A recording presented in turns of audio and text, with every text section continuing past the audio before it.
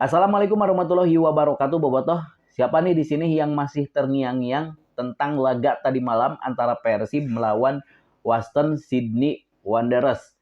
Ya, di pertandingan tersebut kita disuguhkan dengan siaran langsung yang enak ditonton, permainan Persib yang enak ditonton, gol cantik dari William Marsilio, terus juga jersey baru Persib yang sangat keren sekali ya, Bobotoh. Jadi di pertandingan tadi malam itu siaran langsungnya itu tidak terlalu mencolok ke panon bobotoh ke mata ya. Karena yang biasa menyiarkan siaran langsung liga mah terlalu serab teuing, terlalu make efek gitu bobotohnya. Hampura ieu mah rada kritik lah. Ini untuk perbaikan ke depannya yang biasa menyiarkan Liga 1 ataupun Super League. Jadi patut dicontoh lah siaran langsung dari RCTI ini. Dari segi rumput juga biasanya di siaran langsung di TV sebelah mah rumput bagus juga jadi jelek bobotoh. Jadi kumahanya. Tapi di siaran langsung RCTI mah udah rumputnya udah bagus, terus yang nyarinya juga bagus. Jadi enak ditonton kayak klub-klub Eropa lah, kayak lihat liga-liga Eropa lah bobotoh. Udahlah, jangan dibahas lagi bobotoh. Ada pembahasan ataupun ada berita hari ini yang saya akan sampaikan. Namun sebelum itu, saya tidak lupa untuk mengajak kalian untuk terus dukung channel ini dengan cara like dan subscribe. Yang sudah subscribe, saya ucapkan terima kasih banyak. Semoga menjadi ladang amal pahala buat kalian. Dan yang belum subscribe, silahkan subscribe. Karena dengan like dan subscribe, saya akan lebih semangat lagi untuk memberikan informasi-informasi menarik tentang sepak bola Indonesia, terutama Persib Bandung. Oke, kita bahas satu persatu, Bobotoh. Ya, berita hari ini ada beberapa kabar, yaitu Boyan Hodak semakin pede untuk mengarungi Liga 1 ataupun Super League musim depan berkaca dari pertandingan melawan Western Sydney Wanderers. Dan Boyan Hodak juga mengatakan bahwa dengan uji coba melawan klub yang levelnya di atas Persib, kan Western Sydney Wanderers ini tentunya di atas Persib dari segi market value pemain, terus juga Western Sydney Wanderers itu berada di peringkat 4 Liga Australia, terus juga dari segi pengalaman di Asia juga klub ini pernah menjuarai Liga Champions Asia pada 2014. Jadi Boyan Hodak berkaca dari pengalaman menghadapi klub yang di atas levelnya di atas Persib. Boyan Hodak mengatakan makin siap, makin matang untuk untuk mengalahkan klub-klub Super League musim depan, bobotoh. Meskipun di pertandingan tersebut, kata Boyan Hodak, masih ada beberapa hal yang harus diperbaiki. Kita tidak tahu yang harus diperbaiki seperti apa. Kalau menurut kita, pandangan kita ini bobotoh, pandangan penontonnya, bukan pandangan dari pelatih. Kita ini menyoroti ataupun ini tentang pandangan kita aja nih bobotoh, tentang chemistry pemain tersebut. Jadi di pertandingan melawan Western Sydney Wanderers ini, chemistry pemain itu sebetulnya belum padu 100% lah. Jadi masih ada miskomunikasi.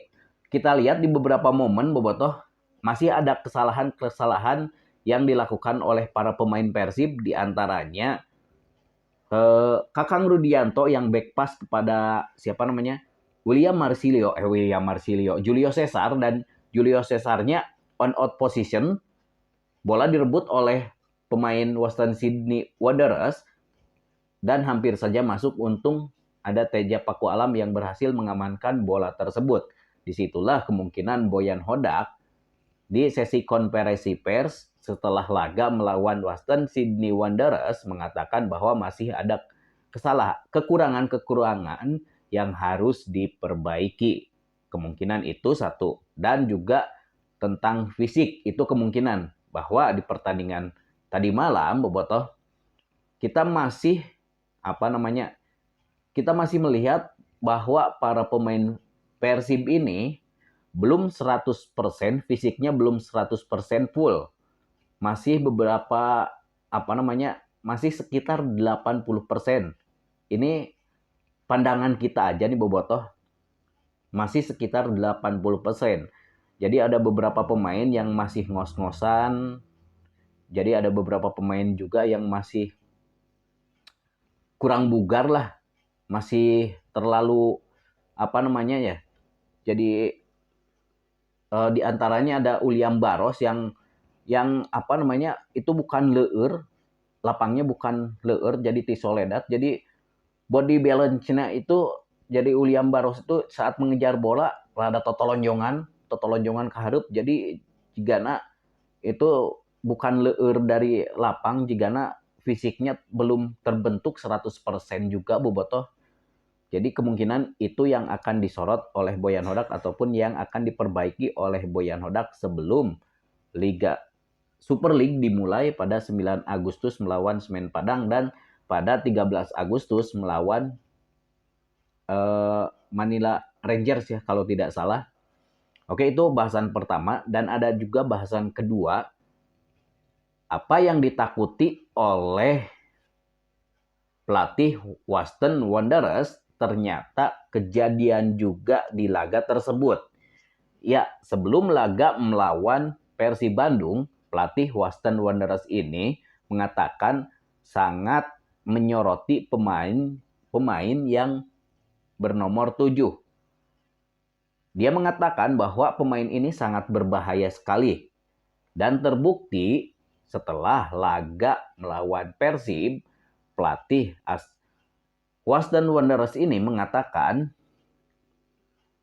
pemain tersebut ke Beckham Putra yang menjadi malapetaka untuk timnya kalah itu salah satunya adalah Beckham Putra Nugraha. Bukan hanya Beckham Putra Nugraha yang disorot oleh pelatih tersebut, tetapi juga ada Mark Klok dan siapa namanya yang nomor 8 itu, Luciano. Ya, ketiga pemain ini sangat disorot oleh pelatih Waston Sydney Wanderers.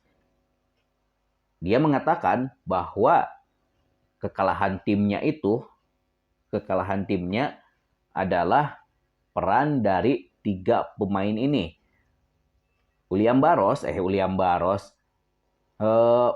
Marsilio lagi.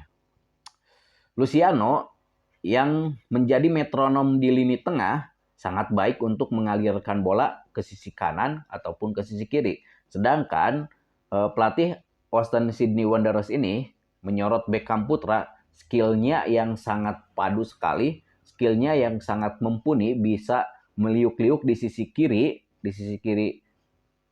Persib ataupun di sisi kanan pertahanan Waston Sydney Wanderers, membuat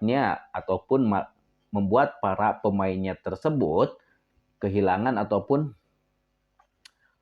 terpaku kepada Beckham Putra yang harus dimatikan.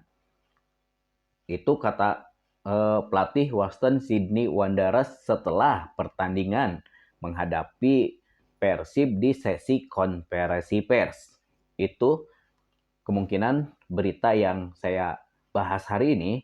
Dan juga ada kabar dari Ramon Tadke bahwa saya kan ini rekam videonya malam bahwa pemain tersebut masih berada di rumah sakit untuk pemeriksaan lanjutan oleh dokter. Kayaknya cederanya lumayan parah kalau dibawa ke rumah sakit mah. Kita doakan saja Ramon Tadke ini bisa segera pulih dan bisa kembali membela Persib, apalagi seminggu lagi Persib akan menghadapi Semen Padang dan kita sangat butuh daya gedor di lini depan. Dan kalau Ramon Tadke ini cederanya lama, kemungkinan kita hanya mempunyai 2 striker, yaitu Dimas Derajat dan Uliam Baros.